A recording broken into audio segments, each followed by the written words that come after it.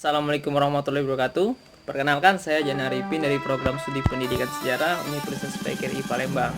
Saya ini semester 6. Di sini saya akan menjelaskan tentang masa Orde Baru dan Reformasi. Di sini saya buat video ini demi menempuh mata kuliah Orde Baru dan masa Reformasi dan juga menjalankan tugas ujian tengah semester dengan Pak Habib Soleh Ebhom sebagai staf dosen pembimbing di program studi pendidikan sejarah. Oke, langsung saja. Sini yang pertama kita bahas yaitu masalah definisi ya. Definisi dari Orde Baru. Oke, kita cek dulu apa itu definisi dari Orde Baru. Orde Baru. Oke. Masa Orde Baru menggantikan Orde Lama yang merujuk kepada era pemerintahan Soekarno. Lahirnya Orde Baru diawali dengan dikeluarkannya surat perintah 11 Maret 1966. Orde Baru berlangsung dari tahun 1966 hingga 1998. Kurang lebih 32 tahun. Dalam jangka waktu tersebut, ekonomi Indonesia berkembang pesat meskipun hal ini terjadi bersama dengan kita klik aja. Berkembang pesat meskipun hal ini terjadi bersama dengan praktik korupsi yang merajalela. Oke, berarti walaupun ekonominya berkembang pesat, namun sini masih banyaknya praktek korupsi yang merajalela. Oke, di sini kan belum ada yang KPK. Oke, nanti kita bahas. Ini sih kita membahas tentang konsep dari Orde Baru gitu ya. Konsep dari Orde Baru dari kacamata saya sendiri, yaitu dimana kalau di masa Orde Baru itu kita sebagai rakyat Indonesia, kita tuh diberi suatu kecukupan dalam pangan, dalam sistem ekonomi yang murah, sehingga kebutuhan kita itu ditanggung oleh pemerintah. Namun di sini kita tidak diberikan keleluasaan atau kebebasan dalam berbicara.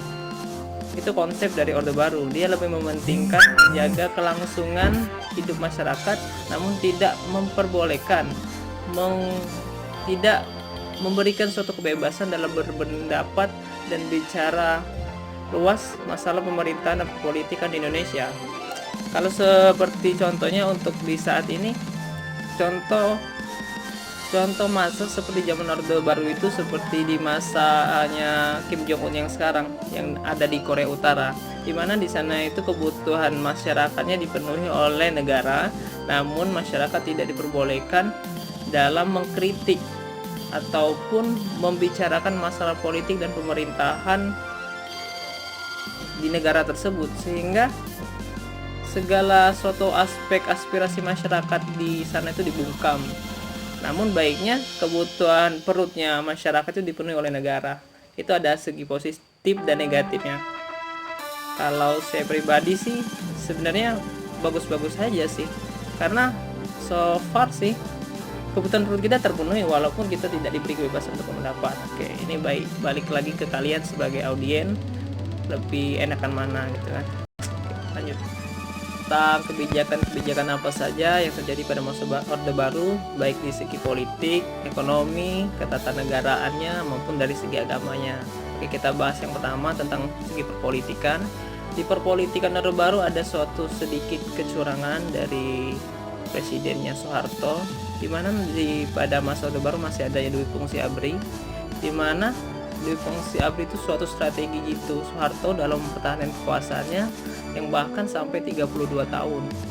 Karena di sana Dwi Fungsi Abri, Angkatan Bersenjata Republik Indonesia, atau sekarang sudah pecah namanya yaitu Polri dan TNI, kalau dulu namanya masih Abri.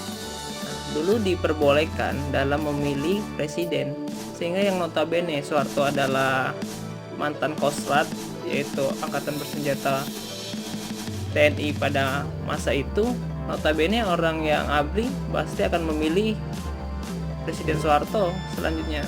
Dan juga di sana tidak adanya pemilihan presiden, di sana lewat pemilu. Pemilunya selalu dimenangkan oleh partainya Soeharto, yaitu Partai Golkar pada masa itu, sehingga Soeharto dapat berkuasa secara 32 tahun. Oke, itu dari segi politik. Dari segi ekonominya, Indonesia pada masa itu sebagai lumbung padinya Asia ya, lumbung padi dunia bahkan, di mana Indonesia sebagai pengekspor beras terbesar di Asia maupun dunia. Karena Indonesia dijuluki sebagai macannya Asia. Karena Indonesia sebagai swasembada beras yang makmur dari bidang pertanian, dan juga tentu itu ditopang dari pemerintahan, karena konsepnya di pemerintahan Orde Baru itu lebih mementingkan di bidang agraris, di mana pertanian itu benar-benar disokong oleh pemerintah, baik dari cangkulnya, baik dari pupuk, benih, maupun alat-alat yang digunakan para petani itu memang benar-benar diberikan oleh pemerintah, diberikan fasilitas untuk agar nantinya para petani itu sejahtera dan menghasilkan hasil panen yang berlimpah sehingga bisa diekspor ke negara luar. Itu terjadi pada tahun 75-an, sekitar tahun 80-an, Indonesia sebagai swasembada beras.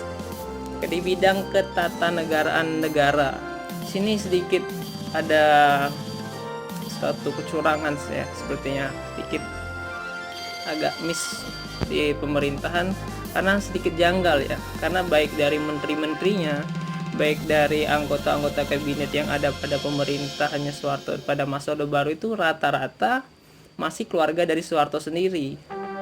Karena di sana Soeharto sepertinya lebih mementingkan family. Jadi keluarganya itu semuanya ditarik. Ada yang jadi menteri perekonomiannya dari keluarga Soeharto, masih kerabat dekat.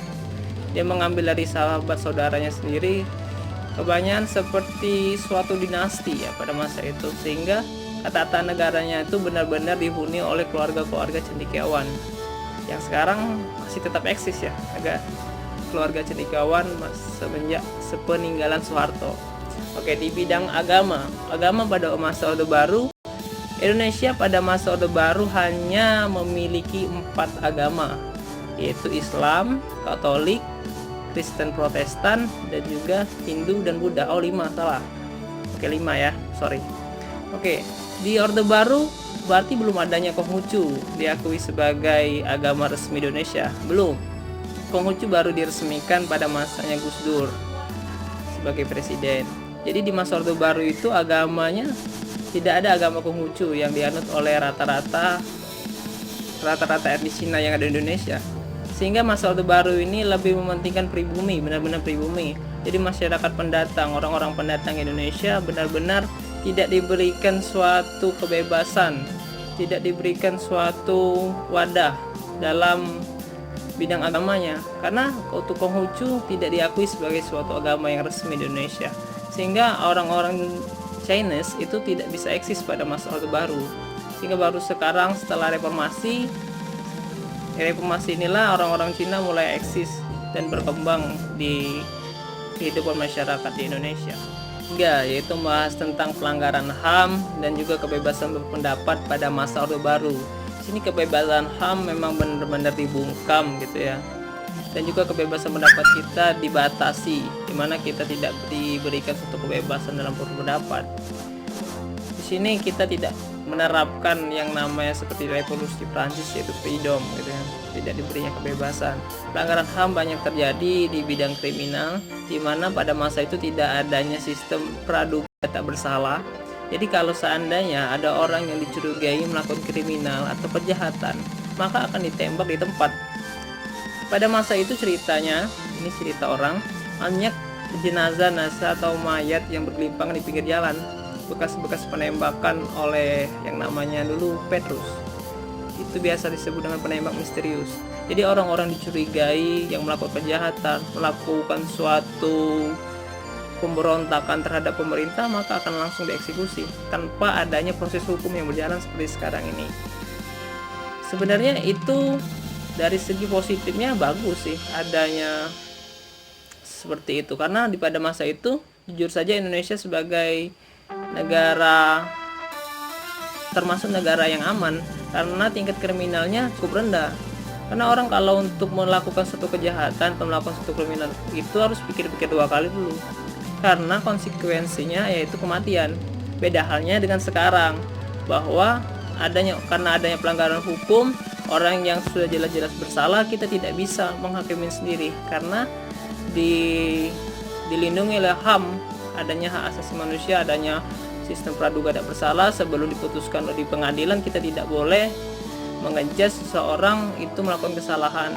Jadi pelanggaran hukumnya di masa Orde Baru yaitu tadi belum adanya praduga tak bersalah, sehingga pelanggaran HAM itu langsung saja oleh ABRI-nya pada masa itu dieksekusi. Jadi orang-orang yang jahat, yang dicurigai pemberontak atau subversif pada masa itu, maka akan dieksekusi, dan juga para keluarga tidak bisa menuntut. Karena itu pada masa itu belum adanya konstitusi yang melindungi para pelanggar HAM. Yaitu tentang bahasan kronologi masa reformasi ya. Oke, masa reformasi itu akhir dari masa Orde Baru yaitu. Berakhirnya masa Orde Baru sehingga munculnya masa reformasi.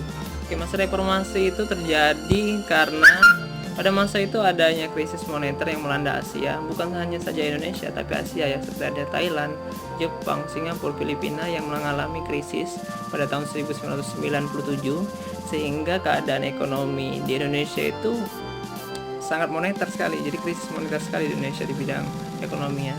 Bahkan harga kurs dolarnya nyampe 15.000 dengan harga beras pada masa itu 2.500. Kalau sekarang kurs dolar 16.000,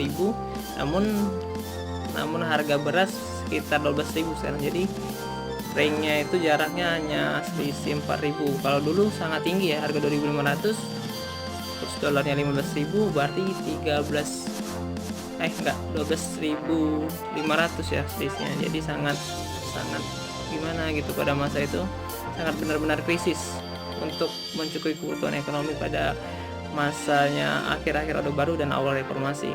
Sehingga pada masa itu jadinya kerusuhan pada awal-awal bulan Mei sekitar tanggal 7 sampai tanggal 14 terjadi kerusuhan di mana-mana. Para pendemo yang berasal dari aktivis kampus ya, seperti mahasiswa dari Trisakti, dari Surakarta, Universitas Indonesia, semua melakukan demo mendesak mundurnya Soeharto.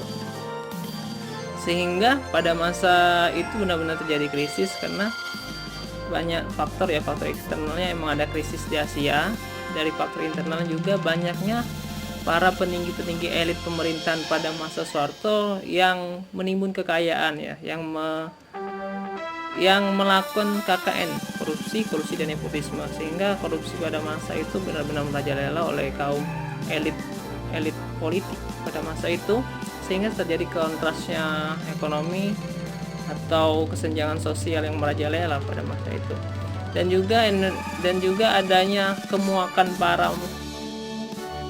para elit politik oposisinya Soeharto yang ingin menggulingkan Soeharto karena mereka sudah muak dengan pemerintahannya Orde Baru yang masyarakatnya tidak diberi kebebasan dalam berpendapat, dan juga tidak adanya suatu toleransi terhadap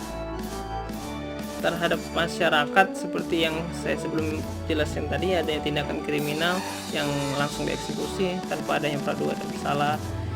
Di sini juga kalau saya melihat ya, ini kalau di trending koran atau dibaca buku tahun 1998 itu penggulingannya Soeharto gitu kan. Padahal kalau Soeharto sendiri tidak mau mengundurkan diri, sebenarnya Indonesia akan tetap dipimpin oleh Soeharto. Karena pada tanggal 21 Mei, Soeharto itu benar-benar ingin mengundurkan diri dan mengangkat wakilnya yaitu B.J. Habibie sebagai presiden setelah dia pulang dari Kairo, Mesir. Jadi di sini konteksnya Soeharto itu mengundurkan diri karena dianggap sudah tidak mampu lagi untuk memimpin Indonesia, sehingga bukan penggulingan sebenarnya. Soeharto yang sendiri emang tidak mampu lagi, sehingga demi menciptakan kedamaian atau kesejahteraan rakyat dan demi atas nama rakyat Indonesia, Soeharto lebih memilih mengundurkan diri dan menggantikannya oleh Habibie gitu kan. Kurang lebih gitu sih sebenarnya kalau dari kacamata yang saya tangkap. Dan juga di sini ada kasusnya pelanggaran HAM, penembakan yang ada di Trisakti 1 gitu kan, dimana para mahasiswa yang melakukan demo ditembaki oleh ABRI gitu kan, Angkatan Bersenjata Republik Indonesia. Sebenarnya itu kalau dari kacamata saya itu sebuah refleks ya, sebuah tangkisan dari aparat gitu kan, dimana yang seperti saya tahu, kita runut dulu ya dari aksi pendemo gitu, yang seperti di akhir-akhir tahun 2019 kan juga sering demo tuh kan, demo sering rancangan undang-undang DPR yang pada saat ini sebenarnya itu rancu gitu kan. Dari sekian banyak para pendemo aktivis yang datang ke kantor DPR atau berdemo, hanya segelintir mahasiswa yang memang benar-benar memahami apa itu yang disuarakannya. Karena seperti pepatah lahat, kebanyakan orang itu hanya bertepuk milu rami, berandai milu panjang. Jadi nak rame aja gitu kan, tanpa tahu apa dasar yang ingin disampaikan. Mereka hanya heboh gitu kan, ingin memancing keributan, sehingga secara refleks para aparat itu melindungi diri. Karena kalau lihat dari yang seperti sekarang saja kan, ada yang melempar batu, melempar merusak pagar lah, yang benar-benar anarkis lah. Jadi suatu polisi hanya memberikan suatu respon karena dia pegang senjata sehingga dia menembak para mahasiswa. Saya pikir itu nggak suatu sengajaan, karena kalau seandainya disengajakan, semua mahasiswa itu mungkin sudah terbunuh. Itu kan yang terbunuh hanya segelintir orang yang dianggap sebagai suatu provokator. Itu dari kacamata saya. Oke, mungkin ada pendapat lain dari kalian gitu, boleh lah, tapi ini kan versi saya gitu. Oke, lanjut ke soal nomor 5. Sekilas tentang gambaran pada masa Orde Baru, sekaligus saya menjawab ujian tengah semester saya pada mata kuliah Orde Baru dan Masa Reformasi.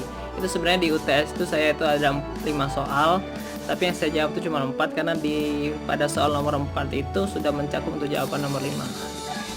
Oke, cukup sekian video kali ini tentang masa reformasi, tentang masa Orde Baru dan reformasi. Semoga kalian yang menonton ini terhibur, menambah wawasan serta ilmu pengetahuan kalian tentang sejarah. Oke, itu aja. Jaga kesehatan buat teman-teman yang nonton video ini. Stay at home aja di rumah gitu kan. Lakukan apa yang kalian bisa di rumah, apa itu belajar nyanyi kayak atau apa, pokoknya ya produktivitas kalian lah. Jangan sia-siakan waktu kalian.